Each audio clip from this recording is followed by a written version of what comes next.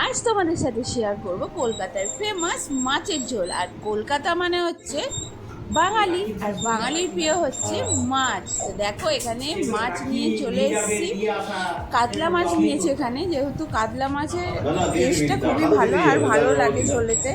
আর আমার background music এটাই চলছে, বসকোর কু কু কু, তোমরা অ্যাডজাস্ট করে নিয়ে একটু। তো দেখো মাছটাকে ভালো করে ধুয়ে পরিষ্কার করে নিয়ে সুন্দর করে আমি এখানে নুন হলুদ মাখিয়ে নিচ্ছি। আর শুধু মাছই নেই, আজকে আছে কিন্তু মাছের ডিমও, কিন্তু একটু অল্প পরিমাণে। তো তাতে কী হচ্ছে, ওটাই করব বড়া। তো দেখো এখানে মাছের মধ্যে নুন হলুদ দিয়ে ভালো করে মাছটাকে মাখিয়ে নিতে হবে সুন্দর করে। তারপর এখানে নিয়ে নিয়েছি সবজি, যে যে সবজিগুলো দিয়ে মাছের ঝোল করবো আমি, সেই সবজিগুলোই এখানে নিয়ে নিয়েছি। দেখো ঝিঙে আছে, কাঁচকলা, আলু, তারপরে হচ্ছে কুমড়ো, টমেটো, এগুলো দিয়ে আজকে মাছের ঝোলটা আমি করব। এই সব সবজিগুলোকে ভালো করে কেটে ধুয়ে পরিষ্কার করে নিয়ে নিয়েছি, টমেটো আমি কেটে দিয়ে দিয়েছি। আর মশলার জন্য এখানে দিয়েছি সামান্য একটু আদা কুচো, অল্প পরিমাণে একটুখানি সামান্য রসুন, লঙ্কা। তার সঙ্গে আছে, আমি কিন্তু এর মধ্যে আরও কিছু অ্যাড করব, সেটা হচ্ছে সামান্য পরিমাণে একটু পোস্ত ও সরষে। এই পেস্টটা যতটা মিষ্টি হবে আর এতটা লাইট হবে যে বলার কথা না, আর ঝোলটা হবে অসাধারণ। তো দেখো কড়া নিয়ে নিয়েছি, এখানে একের পর এক মাছ ভালো করে সুন্দর করে ভেজে নেব। কাতলা মাছ আমার এই কারণেই আরও বেশি ভালো লাগে, এতটা মিষ্টি না খেতে যে বলার কথা না। তো চলো করি, ঝপঝপ করে মাছগুলো ভেজে নিই। মাছগুলো ভাজার সাথে সাথেই না আমার যেন কেমন একটা মনে হচ্ছে যে এখান থেকে একটা মাছ ভাজা তুলে যেন খেয়ে নিই। আমার কিন্তু মাছের ঝোল, মাছের ঝাল, যে কোনো মাছের তরকারির থেকে মাছের ভাজাটা আমার এতটা ভালো লাগে যে বলার কথা নয়।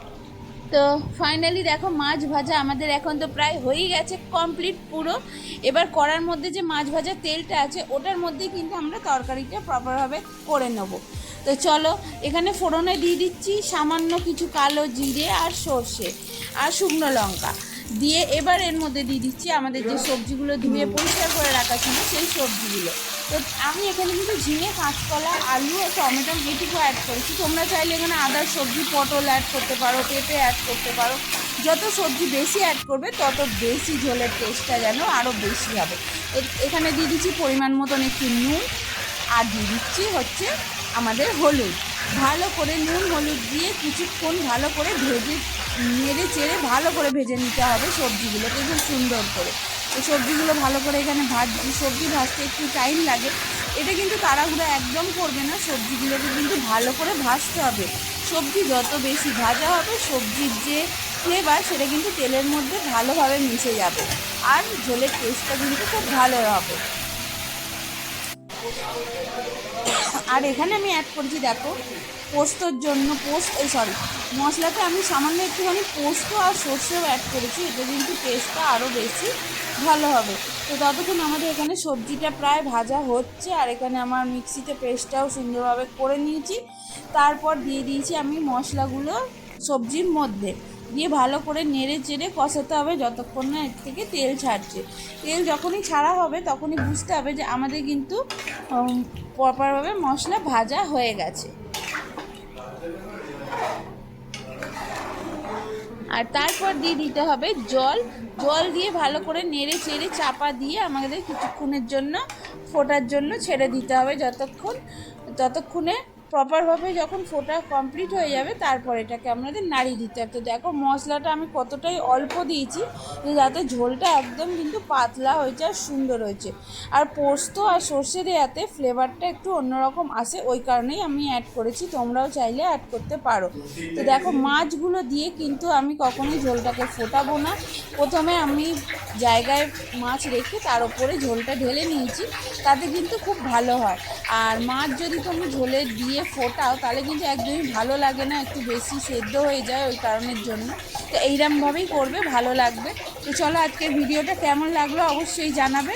সবাই ভালো থেকো আর সুস্থ থাকো। আর যদি ফেসবুক থেকে দেখে থাকো তাহলে প্লিজ ফলো করে দিও, আর ইউটিউব থেকে যদি দেখো চ্যানেলটাকে সাবস্ক্রাইব করে দিও, লাইক করো, আর কমেন্টসে অবশ্যই জানাবে তোমাদের এই রান্নাটা কেমন লেগেছে। সঙ্গে আছে উচ্ছে আছে, আলু আর কুমড়ো দিয়ে তারপর আছে মাছ, তো মাছের ঝোল তো আছে, তারপর আছে এই যে মাছ ভাজা, আর সবার শেষে আছে এই যে লেবু। তো আজকের ফাইনাল রান্না আমার এইগুলোই করেছি। চলো তাড়াতাড়ি খেয়ে নি, প্রচুর খিদে পেয়ে গেছে বাবা।